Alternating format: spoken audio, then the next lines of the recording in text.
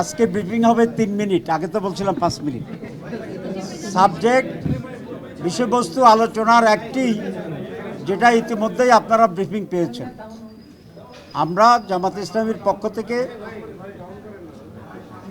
বার এবং টার্ম নিয়ে যে ঝামেলা ছিল, পরে আমি প্রস্তাব করেছিলাম ভিতরে যে এটার টাইম 10 বছর, এটাতেই আমরা একমত হয়ে যাই, বার এবং টার্মের ব্যাখ্যা যাওয়া দরকার নেই। তো তিনটি দল ছাড়া সকলেই এই প্রশ্নে আমরা এক জায়গায় আসছি।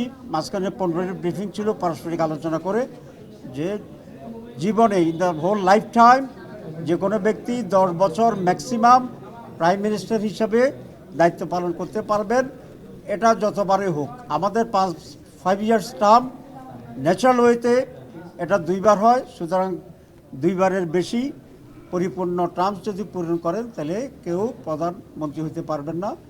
দুনিয়ার বহু দেশে নজির আছে এবং বাংলাদেশের জন্য এটা আমরা অত্যন্ত জরুরি মনে করি, এবং সেটির ব্যাপারে আমরা প্রায় ঐকমত্যে পৌঁছেছি।